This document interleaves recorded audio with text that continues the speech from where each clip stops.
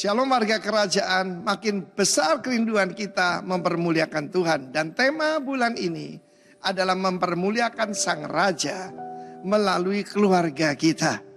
Dan saya masih ingat ketika David yaitu dikejar-kejar oleh putranya itu Absalom. Jangan lupa roh yang sedang bekerja di dunia adalah spirit of rebellion. The spirit of kudeta, saudaraku ya. Dan pada satu ketika David dikejar-kejar, saudaraku, maka sampailah dia di kota bernama Mahanaim. Kalau saya belajar firman Tuhan, Mahanaim itu artinya two camps, dua tentara. Ya, tentara David tidak seberapa, tetapi tentara Allah, yaitu para malaikat menyertai dia luar biasa. Tapi bagaimana kita melihat ada 3 orang di sini, di dalam 2 Samuel 17 ayat 27 dan 28, yang menyediakan logistik, yang menyediakan segala sesuatu kebutuhan daripada David dan tentaranya, saudaraku. Ya, ada sebutkan 3 orang di sana, ada Sobi, ada Mahir, ada Barsilai. Tetapi khusus yang 2 terakhir ini, Mahir dari Lodebar. Lodebar tadinya tidak ada yaitu tempat ataupun ladang. Mungkin jadi berarti masa kesukaran ya. Saudara, iman seseorang diuji pada masa kesukaran. Tapi yang kita akan soroti hari ini adalah Barsilai, orang Gilead dari Rogelim. Ya, membawa apa? Tempat tidur, pasu, periuk belanga, gandum, jelai, tepung, bertik, gandum, kacang babi. Kacang babi ya, orang Yahudi nggak makan babi. Tapi kacang lah, kacang merah besar dan semua madu, dadi, keju lembu. Bagi rakyat yang bersama-sama dengan dia. Kita tahu dalam sejarah Republik kita ini ketika presiden kedua yaitu pada waktu dalam kesusahan ada pengusaha yang membantu dia di Semarang, saudara, waktu di Jawa Tengah ya. Dan kemudian persahabatan mereka berlanjut dan orang ini jadi pengusaha besar. Apa yang kamu tabur akan kamu tuai. Kalau mengikat persahabatan justru pada waktu orang susah, saudara ya. Dan kemudian saudaraku, tanda seorang ada roh Tuhan apa? Tidak lupa jasa orang. Ketika David kembali ke kota raja, ke kota Yerusalem, maka pada saat itu dia berkata kepada Barsilai, mari ikut dengan aku. Biar aku membalas budimu. Dan kemudian apa yang terjadi? Dia berkata, udahlah aku sudah tua, usiaku 80 tahun. Tidak usah, aku titip anakku saja. Apa yang saudara lakukan hari ini? You will never know. Akan berdampak pada keturunan kita. Apabila orang berbuat baik, dia berbuat baik pada diri sendiri. Saya sering tanya orang, Pak, masa seperti sekarang ini, investasi Bapak, investasi apa? Saya bilang, invest in people. If we invest in people, terutama orang miskin, janda-janda tua ya, dan juga orang asing, maka kita memiutangi Tuhan, Sang Raja. Yang membalasnya, dia berkata, aku titip putraku. David membawa Kimham sebagai anaknya sendiri. Saudaraku, dari satu tempat yang mungkin dalam kekurangan, sekarang ada di kota raja, ada di meja hidangan daripada raja. David is full of grace dan kita tahu Mephibosheth juga bersama dengan dia. Tapi lihatlah saudaraku, dalam 2 Samuel pasal 19, saya catat bagaimana Kimham ikut dengan dia, tetapi Yeremia pasal 41 ayat 17, 400 tahun setelah itu, 10 generasi. Apa yang terjadi saudaraku? David kan 1000 tahun sebelum Masehi, tapi sekitar 580-an ketika bangsa Israel itu diangkut ke Babel. Maka saudaraku di Bethlehem ada penginapan milik Kimham, saudaraku. Saya perhatikan di situ, buat orang lain biasa, tapi bagi saya, kita lihat kesetiaan Tuhan turun-temurun. Amin. Dan ini adalah mungkin cicit daripada Kimham, saudaraku. Apa yang diperbuat oleh bapaknya. Dia terus menerima balasannya. Bukan lagi daripada King David, tapi the King of Kings. Raja di atas segala raja. Kiranya Tuhan memberkati saudara dan keturunan saudara. Invest in the kingdom business. God bless you. Amin. Warga kerajaan Shalom. Minggu kedua bulan Oktober. Bulan lalu kita sudah belajar mengenai memuliakan Tuhan. Pertanyaan saya, apakah kita sudah memuliakan Tuhan? Sudah memuliakan Tuhan? Belum. Menurut rumusan Katekismus Westminster, Inti dari memuliakan Allah adalah ketika kita itu menikmati Allah dan menjadi puas akan Dia. Masih ingat? Menikmati pribadinya, menikmati hadiratnya, menikmati segala sesuatu yang Allah sediakan bagi kita. Bisa saja itu kebaikan-kebaikannya, kuasanya, kasihnya, dan kemudian bisa saja berkat-berkatnya. Ketika kita puas, sudah saya sampaikan, pasti akan muncul yang namanya ungkapan-ungkapan atau ekspresi-ekspresi memuliakan Allah. Yes, yang pertama saya sebutkan ada 4 hal. Yang pertama, masih ingat, kita pasti akan berfungsi. Berfungsi sebagai apa? Garam dan terang. Yang kedua, kita pasti produktif. Kita berbuah lebat, dan saya berbicara berbuah lebat di dalam Tuhan, produktif di dalam Tuhan itu bukan menghasilkan sesuatu yang banyak atau sesuatu yang on time, tetapi ketika kita taat setia melakukan segala sesuatu, melakukan dengan bertanggung jawab untuk Tuhan, itu produktif di hadapan Tuhan. Selanjutnya kita mengucap syukur di dalam segala hal. Itu tidak mudah, nanti saya ceritakan sebentar. Mudah nggak mengucap syukur kepada Tuhan? Di dalam segala hal. Tidak mudah ya. Dan yang terakhir, melakukan segala sesuatu dengan segenap hati seperti untuk Tuhan. Hari Kamis barusan, si El, cucu saya ini sudah bisa buka kunci masuk kamar, dan kamar depan saya jadikan itu jadi kantor. Suatu saat saya selalu kunci supaya tidak masuk di sana. Laptop saya buka, saya kerjakan khotbah saya, sudah selesai saya tinggal. Hari Kamis itu. Saya tinggal untuk apa? Ambil minuman di luar, di dapur. Kemudian El masuk. Dia bisa nyalakan laptop loh Pak. Bu. Dia bisa tekan Del. Di sana ada file khotbah saya, PowerPoint, di satu folder. Di desktop. Dia del, file saya hilang. Masuk recycle bin. Saya pagi-pagi, saya biasa, saya buang itu file-file nggak perlu di recycle bin. Saya tidak tahu bahwa dia sudah del khotbah saya bersama dengan PowerPoint saya. Saya del, saya sudah dengar Pak Andres katakan Ciloko. Saya sudah persiapkan 1-2 minggu sebelumnya. Saya berdoa dan sudah siap. Di del masuk recycle bin, saya empty recycle bin itu berarti sudah istilahnya hilang. Hilang secara permanen. Jumat pagi saya bangun, saya mau melanjutkan khotbah saya. Saya cari file saya, nggak ada. Akhirnya pagi-pagi saya ke secret, saya beritahu, file apa ini? Saya download aplikasi untuk recovery file. Gak keluar sama sekali file itu. Mau nangis, ya waste to wet, ya.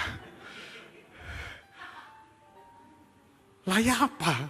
1-2 minggu sebelumnya saya sudah persiapkan. Tapi saya ingat khotbah saya. Harus mengucap syukur di dalam segala hal perkara. Saya katakan, mosok cucu dewek didamprat. Ya enggak lah. Mengucap syukur di dalam segala hal. Saya katakan, ucapkan syukur. Tuhan katakan, ingat poin keempat apa? Lakukan segala sesuatu dengan segenap hati seperti untuk Tuhan. Saya mulai lagi pertama dengan segenap hati untuk Tuhan. Padahal secara manusia saya yakin dan percaya kita begitu kecewa.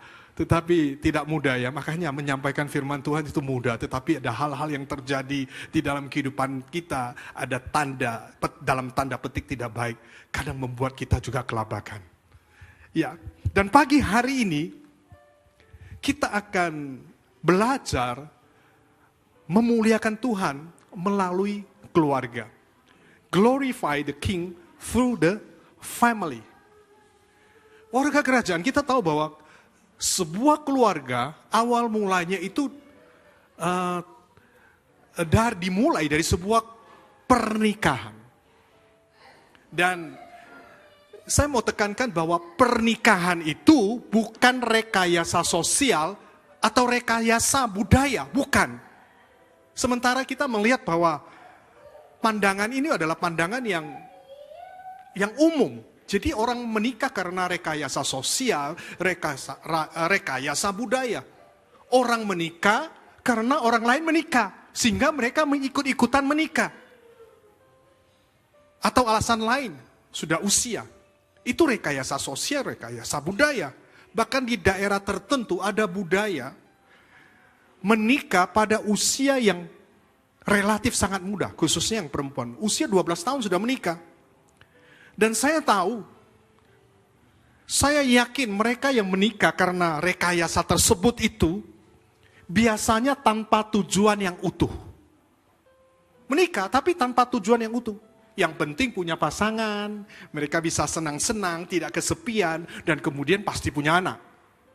Betul?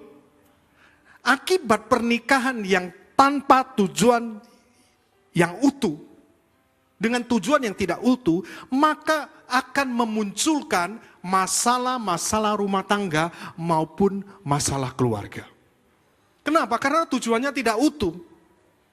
Mengapa anak-anak, saya melihat sekarang banyak terlibat narkoba, seks bebas. Saya menangani beberapa kasus, ternyata saya gali permasalahan utamanya itu dari keluarga. Keluarga ya dari keluarga yang broken home, keluarga yang dalam tanda petik nggak karu-karuan kehidupan orang tua mereka. Kemudian saya berjumpa dengan anak-anak muda yang kerasnya minta ampun. Kerasnya, kuakunya minta ampun. Atau sebaliknya mereka itu minderan. Saya selidiki lagi, masalahnya tetap di keluarga. Anak-anak dididik dalam kekerasan. Jadi hati-hati kalau dididik dalam kekerasan, kalau anak itu foto karakternya merah, nanti dia akan berontak. Yang kuning dia akan berontak, tetapi yang ungu, mereka akan menjadi anak-anak yang minderan, baperan.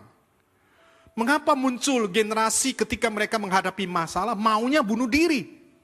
Semua dimulai dari keluarga, dari orang tua yang tidak peduli dengan anak-anak, tidak ada kasih sayang yang utuh, tidak ada perhatian, bahkan tidak memiliki komunikasi yang baik antara orang tua dan anak. Saya dihubungi, ada seorang anak muda dari Malaysia. Saya dihubungi lewat WA per telepon. Dia mau loncat dari apartemennya. Aku mau bunuh diri. Kenapa? Dia jelaskan masalah yang dihadapinya. Dan menurut saya tidak mudah. Sepertinya no way out, tidak ada solusi. Dan dia katakan, saya mau loncat dari apartemen saya mau sudahi kehidupan saya. Saya sempat kaget juga. Saya katakan, kamu jangan loncat dulu loh ya, saya mau bicara dulu.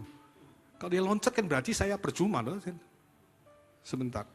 Dan ketika saya tanya-tanya, ternyata akar permasalahan yang mau bunuh diri itu mau ambil jalan pintas karena akar permasalahannya di keluarga. Sementara ada seorang gadis umur 20-an, ditinggal pacarnya, mau memendamkan dirinya di kolam renang. Saya tunjukkan WA-nya kepada Pak Andreas, masih ingat Pak? Saya katakan, begitu rapuhnya keluarga yang tidak memiliki berfungsi menjalankan perannya dengan benar. Jadi saya mau katakan kepada kita semua, pernikahan, keluarga itu sangat-sangat penting. Mengapa penting? Karena Allah yang menciptakan lembaga atau institusi tersebut. Jadi bukan rekayasa sosial atau budaya, tetapi keluarga atau pernikahan itu adalah lembaga institusi yang diciptakan oleh Allah. Yang mengerti, katakan amin. Coba kita perhatikan.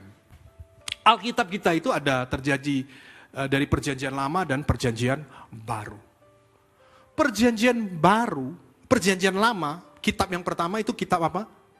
Kejadian. Kitab Kejadian saja itu dimulai dari sebuah keluarga.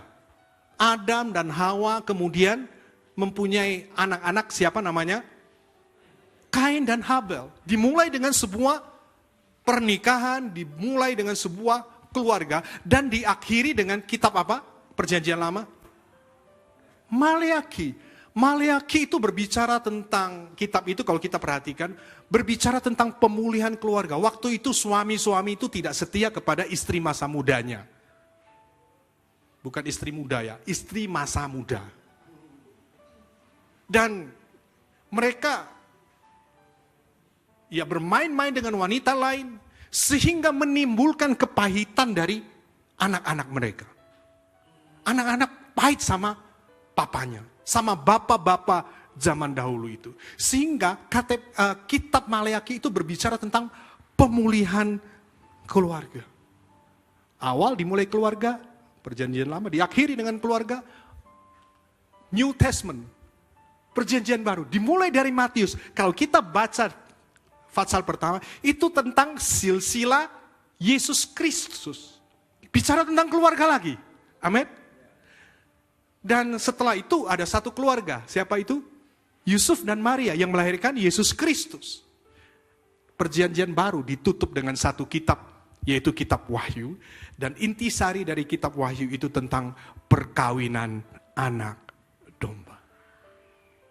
Jadi Allah itu peduli dengan keluarga dan rumah tangga pernikahan. Amin. Mujizat yang dilakukan Tuhan Yesus, the first miracle, itu bukan menyembuhkan orang sakit. Tuhan Yesus tidak mengusir setan untuk mujizat yang pertama. Tidak membangkitkan Lazarus atau orang yang sudah mati. Bukan yang tuli terus kemudian mendengar, yang lumpuh terus berjalan, yang bisu kemudian berbicara, yang buta melihat. Enggak. Tetapi mujizat pertama terjadi di kota Kana, di mana Yesus hadir di dalam perkawinan itu dan melakukan mujizat di tempat itu. Jadi saya katakan bahwa Allah itu peduli dengan pernikahan, peduli dengan keluarga kita. Oleh sebab itu pada saat pagi hari ini kalau kita mau mengerti tujuan dari sebuah keluarga, itu harus dimulai dengan Allah. Karena pernikahan atau keluarga itu diciptakan dengan tujuannya Allah dan untuk tujuannya Allah. Yaitu keluarga yang memuliakan Allah. Amin. Jadi kalau kita menikah, tujuannya apa? Supaya pernikahan kita memuliakan Allah. Bagi yang sudah ikut konseling pranikah, ada 5 tujuan yang saya sampaikan. Dan salah satu tujuannya adalah pernikahan kita untuk memuliakan Allah. Dan pagi hari ini kita akan belajar 3 hal. Saya tidak panjang-panjang karena kalau terlalu panjang nanti ngantuk semua ya. Ada 3 hal bagaimana sebuah keluarga itu bisa memuliakan Allah. Perhatikan baik-baik. Jangan sampai kita perlu namanya bertobat ya. Bertobat bahasa aslinya itu apa? Metanoia, itu perubahan pola pikir. Biar cara berpikir kita itu diubahkan sehingga kita bukan menjadi orang Kristen agamawi lagi, tetapi orang percaya yang mengalami Tuhan di dalam kehidupan kita. Amin. Yang pertama, bagaimana kita bisa menjadi sebuah keluarga yang memuliakan Tuhan. Kita akan membaca ini ayat pokok yang disiapkan dari pusat di dalam Yosua 24 ayat 15. Tetapi jika kamu anggap tidak baik untuk beribadah kepada Tuhan, pilihlah pada hari ini kepada siapa kamu akan beribadah. Allah yang kepadanya nenek moyangmu beribadah di seberang sungai Efrat, atau Allah orang Amori yang negerinya kamu diami ini. Tetapi aku dan seisi rumahku, kami akan beribadah kepada Tuhan. Di dalam terjemahan versi mudah dibaca, aku dan seisi rumahku itu diterjemahkan aku dan keluargaku. Aku dan keluargaku akan beribadah kepada Tuhan. Itu keluarga yang memuliakan Tuhan. Jadi yang pertama, keluarga yang memuliakan Allah adalah keluarga yang beribadah kepada Allah. Yang mengerti katakan amin. Apa yang ada di dalam pikiran saudara ketika saya mengatakan ibadah ke gereja? Ya, ibadah ke gereja? Ya, tetapi itu tidak sepenuhnya benar. Ke gereja itu hanya sebagian kecil daripada ibadah kita yang sebenarnya. Saya akan buktikan di dalam Roma 12 ayat 1 hingga ayat yang kedua. Mungkin saya meminta tolong supaya energi saya nggak terlalu banyak. Saya minta tolong Pak Andreas untuk membacakan ayat itu. Bisa saya minta mic-nya? Maaf Pak Andreas, saya minta tolong. Perhatikan baik-baik di dalam Roma 12 ayat 1 dan ayat 2. Silakan Pak. Roma 12 ayat 1 dan 2. Karena itu saudara-saudara, demi kemurahan Allah aku menasihatkan kamu supaya kamu mempersembahkan tubuhmu sebagai persembahan yang hidup, yang kudus, yang berkenan kepada Allah. Itu adalah ibadahmu yang sejati. Janganlah kamu menjadi serupa dengan dunia ini, tetapi berubahlah oleh pembaharuan budimu, sehingga kamu dapat membedakan manakah kehendak Allah, apa yang baik, yang berkenan kepada Allah, dan yang sempurna. Terima kasih Pak. Untuk selanjutnya nanti minta tolong Pak. Jadi Paulus menyampaikan nasihat kepada jemaat yang ada di Roma, dari Roma 12 ayat 1 dan kedua, supaya mereka mempersembahkan tubuh mereka kepada Allah karena Allah sudah bermurah hati kepada mereka. Dalam ibadah kepada Allah, orang Yahudi zaman dahulu itu membawa binatang. Daging binatang itu kemudian dipersembahkan di atas mezbah. Baik itu daging sapi, kambing, domba. Kemudian itu dibakar. Dengan cara demikian daging itu diserahkan kepada Allah, dipersembahkan kepada Allah. Dan diyakini bahwa Allah itu berkenan menerima persembahan mereka. Itu zaman dahulu. Dan Paulus tentu saja tidak meminta mereka itu untuk mempersembahkan tubuh mereka, membawa daging mereka, kemudian taruh di atas mezbah itu dibakar bagi Allah. Enggak. Tetapi di sini dikatakan mempersembahkan tubuhmu sebagai persembahan yang hidup. Kalau dibakar kan berarti sudah mati. Betul? Di dalam terjemahan versi mudah dihidup. Versi mudah dihidup. Versi mudah dibaca. Mempersembahkan tubuh itu diterjemahkan mempersembahkan hidup. Ibadah yang sejati yang berkenan kepada Allah, warga kerajaan, itu berbicara tentang hidup. Bukan cuma berbicara ke gereja. Hidup yang seperti apa yang dimaksud oleh Paulus, itu hidup benar di keseharian kita. Yang mengerti katakan amin. Jadi ibadah itu bukan bicara tentang ke gereja saja, tetapi hidup benar di keseharian kita. Itu ibadah yang sejati, yang mengerti sekali lagi katakan, itu ibadah. Ibadah yang sejati itu tidak terkurung oleh tembok gereja, tetapi hadir di semua lini kehidupan kita. Jangan sampai hari Minggu kita ke gereja dan waktu pulang seperti malaikat.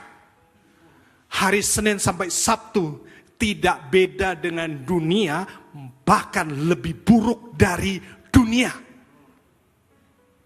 Sampai iblis godek-godek, kok iso ya wong iki jahat teko aku. Luwe jahat. Saya salah ya, nggak apa-apa Pak, saya masih belajar bahasa Jawa. Bicara tentang ibadah sejati itu tidak hanya mendengarkan firman Tuhan di gereja yang disampaikan lewat mimbar ini, melainkan hidup benar di keseharian kita. Tidak hanya berbicara mengenai memberikan persembahan atau mengembalikan perpuluhan, melainkan belas kasih kita kepada orang-orang yang di sekitar kita yang membutuhkan pertolongan kita. Ibadah yang sejati itu tidak hanya berbicara mengenai doa-doa yang kita naikkan kepada Tuhan, tetapi melainkan hidup kita yang menjadi berkat. Hidup kita yang menjadi solusi bagi orang yang membutuhkan. Di luar sana banyak orang yang membutuhkan solusi-solusi di dalam kehidupan mereka. Asal kita mau, Tuhan akan menjadikan kita alatnya, menjadi garam dan terang bagi kemuliaan Tuhan.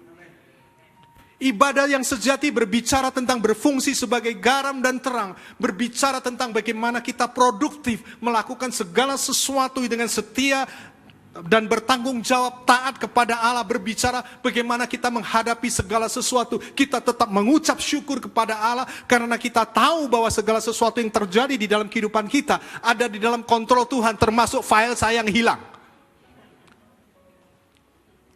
Berat loh Bapak Ibu. Saya orangnya teliti banget, sampai hilang saya kudu nangis loh aslinya. Boleh tanya kepada istri saya sama Nova. Saya wadul sama mereka, tetapi saya katakan, kan itu yang saya khotbahkan. Dan kemudian kita harus melakukan segala sesuatu seperti untuk Tuhan. Sekarang pertanyaan saya, bagaimana kualitas hidup di keseharian kita? Apakah kita dikenal oleh orang-orang yang lain sebagai orang yang hidup di dalam kebenaran, orang yang hidup benar? Atau sebaliknya, orang-orang mengenal kita sebagai orang yang hidup tidak benar? Atau yang satu lagi, kadang hidup benar, kadang hidup tidak benar.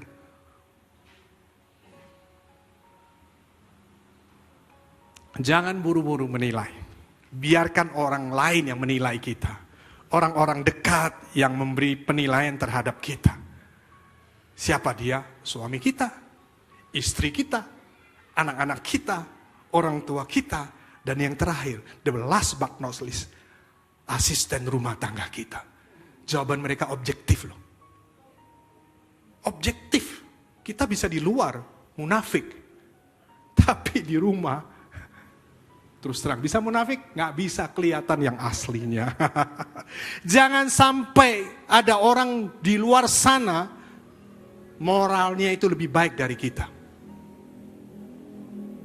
Amin. Ada temannya Pak Andreas. Pak Andreas pernah cerita sama saya. Maaf saya ulangi Pak. Kalau terima karyawan, ada satu syarat yang menurut saya agak nyeleneh. Tapi ada benernya juga.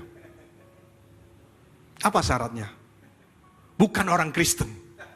Betul Pak Andreas? Iya. Kok bisa? Alasannya begini.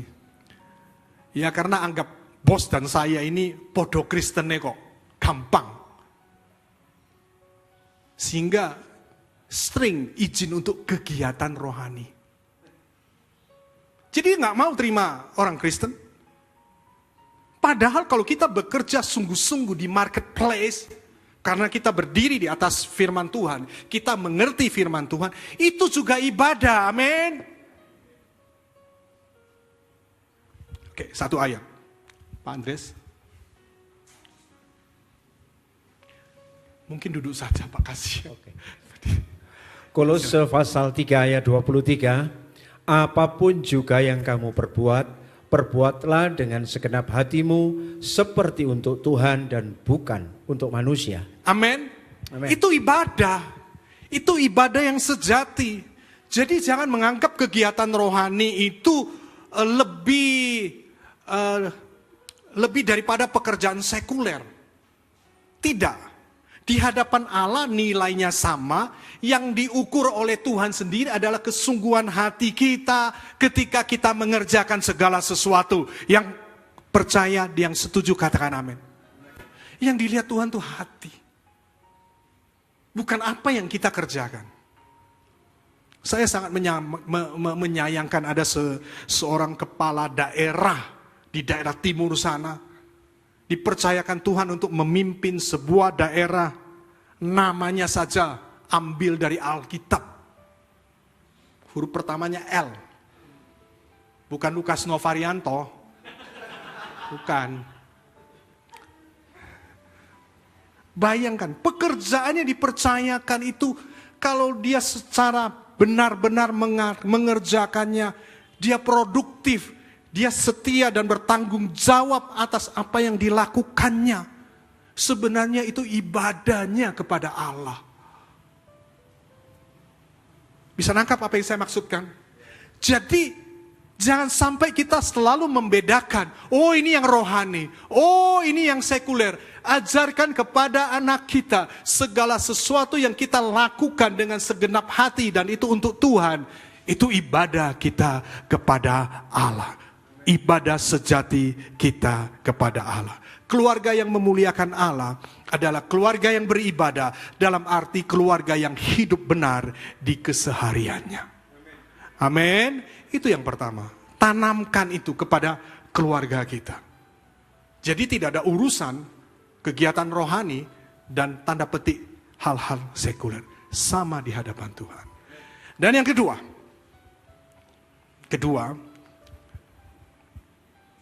dalam bukunya It Takes a Village, ini buku dikarang oleh Hillary Rodham Clinton, istrinya Bill Clinton, Presiden Amerika yang ke-42.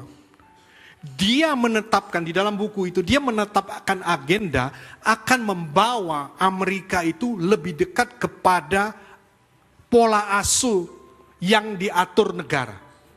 Jadi semuanya diatur negara. Memang ya dia sempat basa-basi tentang, dia berkata di dalam buku itu tentang pentingnya peran orang tua dan juga kakek nenek di dalam membesarkan anak-anak. Tetapi intinya orang tua tidak diizinkan untuk membesarkan, mendidik anak-anak mereka tanpa pengawasan dari pemerintah. Dalam buku itu. Bahkan prasekolah itu untuk anak-anak usia yang 3 tahun itu harus full day. Dan ditangani pemerintah.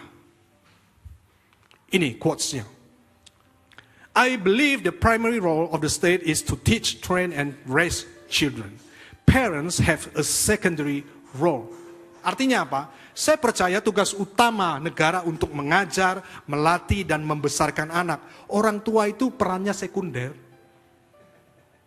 Ini sungguh. Sudah diterjemahkan dalam bahasa Indonesia. Bisa dibeli buku itu. Harganya 69.000. Saya mau bertanya, apakah yang disebutkan oleh Hillary Clinton itu sesuai dengan firman Tuhan? Sesuai atau tidak? Kita sebagai orang percaya seharusnya mengerti bahwa itu tidak sesuai firman Tuhan. Saya minta tolong Pak Andreas bisa bacakan. Coba kita baca di dalam Ulangan 4 ayat 9 dan ayat yang ke-10. Nanti dilanjut lagi Pak, jangan dimatikan dulu mic-nya. Ulangan pasal 4 ayat 9 dan 10. Tetapi waspadalah dan berhati-hatilah supaya jangan engkau melupakan hal-hal yang dilihat oleh matamu sendiri itu. Dan supaya jangan semuanya hilang dari ingatanmu seumur hidupmu. Beritahukanlah kepada anak-anakmu dan kepada cucu cicitmu semuanya itu. Yakni hari itu ketika engkau berdiri di hadapan Tuhan Allahmu di Horeb.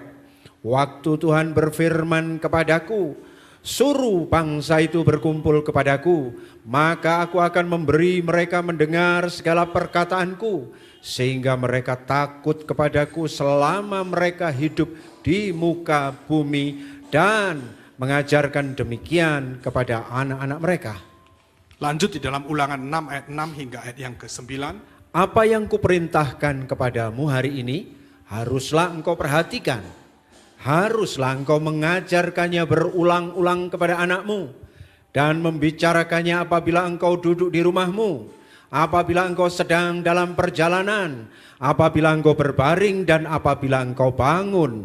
Haruslah engkau juga mengikatkannya sebagai tanda pada tanganmu dan haruslah itu menjadi lambang di dahimu. Dan haruslah engkau menuliskannya pada tiang pintu rumahmu dan pada pintu gerbangmu. Terima kasih Pak Andreas. Kita perhatikan, ternyata apakah yang menjadi statement dari Hillary Clinton itu benar? Dari firman Tuhan katakan, yang harus mengajar mereka adalah orang tua mereka. Bagi kita yang belum dipercayakan anak-anak, saya tadi sempat baca ada 7 kejadian di mana Allah membuka kandungan dari 7 tokoh Alkitab. Sarah, Hana, Ribka, Rahel, istrinya papa, berarti ibunya dari siapa namanya? Samson, dan ada beberapa lagi yang tercatat di dalam Alkitab. Allah sanggup untuk membukakan kandungan kita. Amin. Dan saat pagi hari ini kalau kita mendengarkan firman Tuhan ini, kalau Tuhan sudah membukakan, ingat, kita harus mengajarkannya berulang-ulang kepada anak-anak kita. Yang kedua, supaya keluarga kita itu bisa memuliakan Tuhan, ingat, kita harus meneruskan kebenaran kepada keturunan kita yang selanjutnya. The next generation, amin. Yosua walaupun dia hebat di dalam peperangan, tetapi setelah itu muncul satu angkatan di mana mereka tidak mengenal Allah. Mengapa? Karena mereka tidak menceritakan kepada anak mereka. Mereka tidak mengajarkan kepada anak-anak mereka. Saya tidak tahu apakah kita sudah percaya kepada Tuhan. Fani pernah datang kepada saya, dia katakan seperti ini. Masuk saya tok sing selamat. Bagaimana dengan anak-anak saya? Saya katakan, engkau harus mengajarkannya kepada mereka. Dia katakan, saya sudah lakukan itu. Saya katakan, itu benar di hadapan Tuhan. Kita harus meneruskan kebenaran itu kepada anak cucu kita. Kita tahu bahwa kitab Ulangan itu ada 34 pasal. Dan ternyata ke 34 pasal itu khotbahnya Musa. Terdiri dari 3 khotbah Musa. Pertama, Ulangan 1 hingga Ulangan yang keempat itu bicara tentang sejarah bagaimana riwayat di Gunung Horeb, Gunung Sinai. Ya, dan kemudian sejarah atau riwayat perjalanan di padang gurun, di mana bangsa Israel ditolong Tuhan dan ada satu peperangan melawan Og, Rasa Basan, dan dimenangkan oleh Israel. Di sana diceritakan sejarah riwayat mengingat kebaikan Tuhan. Dan yang kedua, khotbah di dalam Ulangan 5 hingga 26 itu berbicara tentang hukum-hukum Allah. Ada 10 hukum Allah dan kemudian ada ulasannya, penjelasannya mengenai ke-10 hukum Allah ada di situ. Itu salah satu khotbah yang disampaikan oleh siapa? Oleh Musa. Dan yang terakhir itu suara profetis, persiapan untuk masa depan, di mana Musa sebelum meninggal menantang bangsa Israel, bangsanya sendiri, untuk sungguh-sungguh mengikut Tuhan. Itu isi kitab Ulangan. Dan setelah saya pelajari kitab Ulangan itu, ada satu pesan yang sangat penting. Itu terdapat di dalam Ulangan 10 hingga ayat 12 hingga ayat yang ke-13. Sekali lagi minta tolong Pak Andreas. Ulangan 10 ayat 12 hingga ayat yang ke-13. Ulangan pasal 10 ayat 12 dan 13. Maka sekarang hai orang Israel, apakah yang dimintakan Tuhan daripadamu oleh Tuhan Allahmu? Selain dari takut akan Tuhan Allahmu, hidup menurut segala jalan yang ditunjukkannya, mengasihi Dia, beribadah kepada Tuhan Allahmu dengan segenap hatimu dan dengan segenap jiwamu, berpegang pada perintah dan ketetapan Tuhan yang kusampaikan kepadamu pada hari ini, supaya baik keadaanmu. Terima kasih Pak. Amen. Jadi ada 5 hal yang dikehendaki Allah dari umatnya. Kalau kita membaca ayat tadi, ada 5 hal. Yang pertama, kita harus meneruskan kebenaran ini. Yang pertama adalah supaya kita sebagai umat Allah itu takut akan Dia. Amin. Takut akan Dia itu berbicara kita hormat, kita takjub, sehingga kita itu merupakan motivasi kita menyerahkan hidup kita kepada Tuhan. Itu yang pertama. Yang kedua, hidup menurut segala jalan yang ditunjukkannya. Hidup di dalam panggilan kita sebagai umat percaya. Lanjut, apalagi mengasihi Dia. Saya lanjut lagi, beribadah kepada Tuhan Allahmu dengan segenap hati dan dengan segenap jiwamu. Tadi saya sudah berbicara tentang ibadah. Ibadah itu bukan tentang ya ke gereja, tetapi hidup keseharian kita. Dan yang terakhir, berpegang pada perintah dan ketetapannya. Itu 5 kehendak Allah dari umatnya.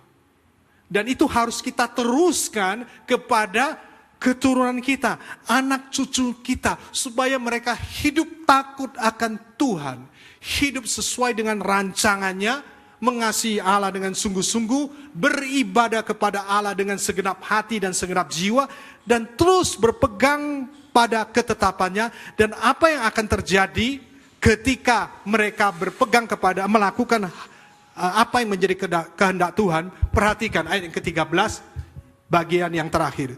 Supaya baik keadaanmu. Bagaimana kita bisa menjamin masa depan daripada anak-anak kita atau keturunan kita? Kita tidak bisa menjamin, tetapi Allah sudah menjamin supaya apa? Baik keadaanmu. Ada seorang janda yang sudah usia 70 tahun sekian. Saya pernah berjumpa dan kita ngomong-ngomong. Anaknya ada 2 di Amerika. Dia katakan, tangan saya tidak sampai untuk menjamah mereka. Tetapi doa-doa saya dan apa yang sudah saya ajarkan kepada mereka, itu yang akan menjamin mereka tetap baik keadaan mereka. Amin. Bapak, Ibu, saudara sekalian dikasih Tuhan. Jadi hal yang paling berharga yang dapat kita lakukan adalah meneruskan kebenaran, mengajarkannya kepada anak-anak kita supaya mereka dalam kondisi baik di masa yang akan datang. Cucu saya ini punya Alkitab walaupun usianya 2 tahun. Ensiklopedi Junior Alkitab. Setiap bangun pagi, gak minum susu, gak makan, baca Alkitab dulu. Istri saya kadang Filemon mulai mengajarkan, di dalamnya bagus sekali. Ini ada kisah tentang Nabi Nuh. Walaupun belum bisa membaca, tetapi mulai mengerti kebenaran Alkitab. Sekarang ini dia bisa menjawab pertanyaan-pertanyaan mengenai kisah-kisah Alkitab. Tuhan pertama ciptakan siapa? Bapak Adam, Ibu Hawa. Dia sudah bisa menjawab. Anaknya siapa? Adam dan Hawa. Dia bisa menjawab. Itu tugas kita, amin. Tugas dari orang tua untuk meneruskan kebenaran. Dan biar lewat apa yang kita lakukan, itu memuliakan Tuhan. Karena kenapa? Firman Tuhan berkata di dalam Amsal 22 ayat 6. Didiklah orang muda menurut jalan yang patut baginya, maka pada masa tuanya pun tidak akan menyimpang dari jalan itu. Amin. Amin. Supaya tidak menyimpang, jangan kita sekarang ini biarkan nanti kalau sudah masa tua dia menyimpang, kita nangis-nangis. Sebenarnya itu tanggung jawab kita mulai saat ini, yang mengerti katakan amin. Oke, Pak Andreas sempat singgung ini. 2 orang ini hidup dalam zaman yang sama, waktu yang sama, kota yang sama, sekolahnya pun sama. Yang membedakan cuman Jonathan Edward takut akan Tuhan, dan kelima hal yang saya sebutkan tadi dilakukan. Sedangkan Mac Jukes, mereka acuh tidak acuh dan hidup semaunya sendiri. Loh, ini serius loh. Kita mau keturunan kita sebagai Jonathan Edward atau Mac Jukes? Memiliki 929 orang dengan reputasi. Pak Andreas bisa tolong bacakan? Coba perhatikan. Ini Amen. orang yang takut Tuhan. Keturunan Jonathan Edward, 300 orang pendeta, misionari dan guru Alkitab. 120 orang sebagai profesor, 14 orang sebagai rektor universitas, 60 orang sebagai pengarang buku yang baik dan terkenal, 60 orang lebih menjadi dokter, 110 orang menjadi pengacara, beberapa menjadi pengusaha yang terkenal di USA, 3 jadi anggota Kongres, 1 orang sebagai wakil Presiden Amerika, dan tidak seorang pun berhutang kepada negara. Wow, kenapa keturunannya sedemikian hebat? Karena dia meneruskan kebenaran itu, dan akhirnya semua keturunannya dalam kondisi baik adanya. Amin. Beda dengan Mac Jukes. Pak, silakan sekali lagi. Keturunan Mac Jukes 300 orang pernah dipenjara rata-rata 13 tahun. 440 orang hidup pesta pora dan mabuk-mabukan, 100 orang pecandu alkohol, 310 orang hidup sangat miskin dan sebagai gelandangan, 55 orang jadi korban kenajisan, 130 orang menjadi pelaku tindak kriminal, 60 orang sebagai pencuri dan perampok, 190 orang sebagai pelacur, 7 orang sebagai pembunuh. Satu pun dari keluarganya tidak ada yang memberikan kontribusi yang baik kepada lingkungannya. Dan mereka semua membebani negara dengan hutang 1.200 US dollar. 1.200.000. 1.200 US dollar. Kita perhatikan. Ini oleh sebuah institusi, sebuah lembaga, setelah mereka mati 200 tahun kemudian disurvei, diselidiki keturunan tersebut. Ini valid loh ya. Dan datanya itu valid. Sekarang saya mau bertanya, apakah kita acuh saja terhadap keturunan kita? Atau kita mau meneruskan kebenaran dengan mengajar generasi kita takut akan Allah? Sekali lagi, itu ada di tangan kita. Atau kita mau membiarkan mereka hidup semaunya sendiri? Sekali lagi, pilihan ada di tangan kita. Menjadi keluarga yang memuliakan Allah adalah yang kedua, meneruskan kebenaran kepada mereka. Sehingga mereka dalam kondisi baik keadaannya di masa yang akan datang. Yang percaya katakan amin. Dan yang terakhir, yang ketiga,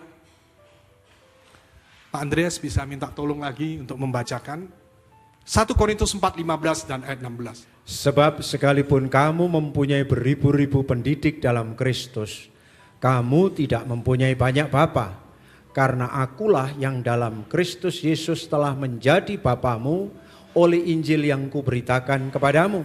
Sebab itu aku menasihatkan kamu, turutilah teladanku. Amin. Amin. Turuti teladanku. Memuliakan Tuhan lewat keluarga adalah ketika orang tua itu menjadi teladan yang baik bagi anak-anaknya, bagi cucunya, cucu-cucu mereka atau cicit-cicit mereka. Menjadi teladan itu berarti menjadi sosok yang patut ditiru. Amin.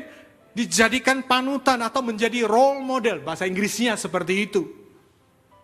Karena sebuah keteladanan itu jauh lebih efektif ketimbang bentuk-bentuk pengajaran yang hanya bersifat teori saja. Kita harus mengajarkan, tetapi itu masih belum cukup. Kita harus memberikan teladan yang baik.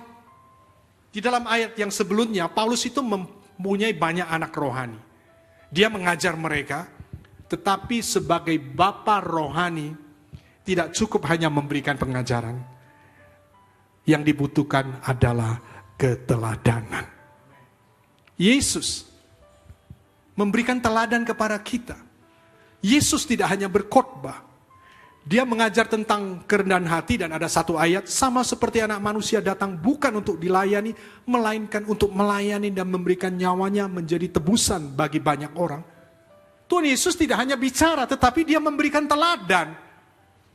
Dia membasuh kaki murid-muridnya. Jadi bukan NATO, no action talk only. Tetapi apa yang dikatakannya, dia lakukan. Ketika dia mengajarkan pengampunan, Tuhan Yesus melakukan apa yang diajarkan itu. Ketika berada di kayu salib, dia berkata apa? Ya Bapa, ampunilah mereka semua karena mereka tidak tahu apa yang mereka lakukan. Jadi dia mengajarkan, kemudian dia juga melakukan. Dan Yesus mengajarkan tentang kasih. Dia tidak berhenti sampai berbicara mengenai kasih saja, mengajar tentang kasih. Tetapi di dalam beberapa ayat saya catat di sini, inilah perintahku supaya kamu saling mengasihi, supaya aku telah mengasihi kamu. Tidak ada kasih yang lebih besar daripada kasih seorang yang memberikan nyawanya untuk sahabat-sahabatnya. Yesus mengasihi kita. Bukan hanya lewat pengajaran saja, tetapi dia rela memberikan nyawanya untuk menebus kita. Itu sebuah keteladanan yang sejati.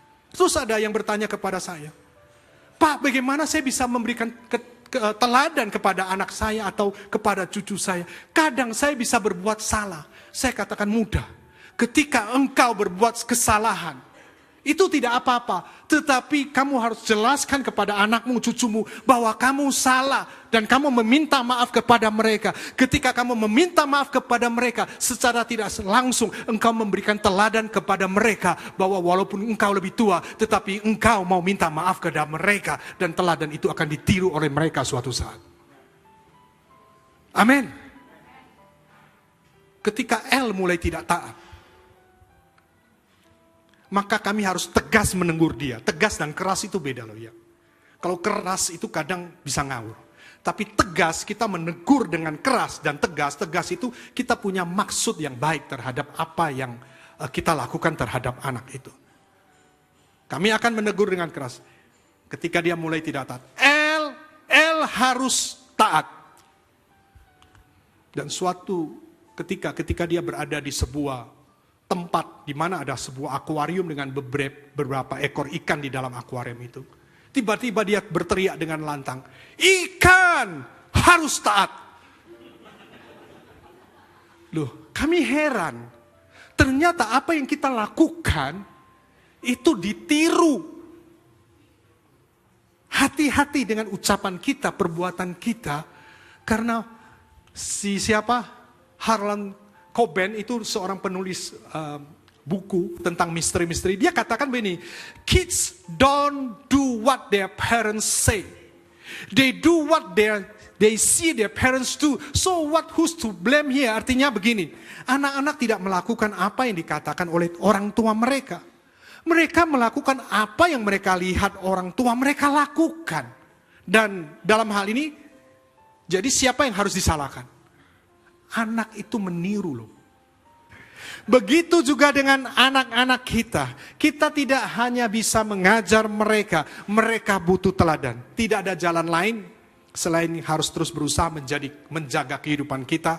Tindakan, perbuatan, perkataan kita, tingkah laku kita sesuai dengan firman Tuhan.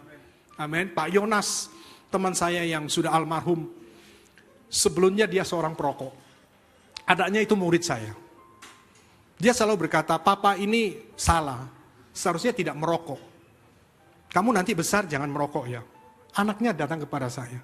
Apa itu papa itu? Merokok suruh saya nggak merokok. Enggak, saya nanti besar, saya juga mau merokok. Waktu itu anaknya masih SD.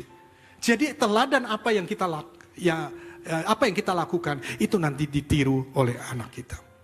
Ini ilustrasi yang terakhir. Ada seorang anak masih kecil, dan di desa itu ada seorang pendeta yang baru, pendeta muda yang barusan melayani di sana. Malam-malam dia gedor pintu pendeta itu. Pak pendeta, minta tolong ada yang sakit. Kemudian sudah malam capek, ngantuk, dingin lagi. Pendetanya maunya tidak, tetapi karena pendeta, ya sudah dia pergi bersama anak itu. Dicari ternyata nggak ada yang sakit. Di pojok sana ada seekor kerbau, anak kerbau sakit. Loh, yang sakit, iya ini yang sakit. Kemudian ada rasa mangkel, pendeta itu berdoa seperti ini. Kami berdoa, hai kerbau, kalau mati, matilah. Kalau hidup, mau sembuh ya sembuhlah. Amin, pulang. Karena bangunnya, sudah waktunya tidur, bangunnya malam-malam, akhirnya dia kecapean, besoknya sakit. Anaknya tahu kalau sakit, kemudian dia bawa makanan kepada pendeta itu. Kemudian dia katakan, Pak pendeta saya berdoa ya. Dia katakan, saya berdoa. Pak pendeta ini kalau mau mati, matilah. Kalau mau sembuh, sembuhlah. Amin. Iya, ini memang guyonan. Tetapi saya mau beritahu, di situ ada kebenaran. Bahwa anak-anak itu akan meniru apa yang dilakukan oleh orang tua. Supaya keluarga kita bisa memuliakan Tuhan. Ayo kita memberikan teladan yang baik. 3 hal yang sudah saya sampaikan. Bagaimana glory the King through the family. Pertama, beribadah kepada Allah. Beribadah itu bukan berbicara tentang ke gereja, tetapi berbicara tentang keseharian hidup kita. Amin. Yang kedua, meneruskan kebenaran. Jangan kita tahu kebenaran sendiri. Jangan cuma kita yang selamat. Keturunan kita, mereka juga butuh Tuhan. Mereka juga butuh kebenaran. Dan yang terakhir, jangan cuma mengajar mereka, tetapi sebagai orang tua yang bijak, kita juga harus memberi teladan kepada mereka. Dan tentunya teladan yang baik. Amin.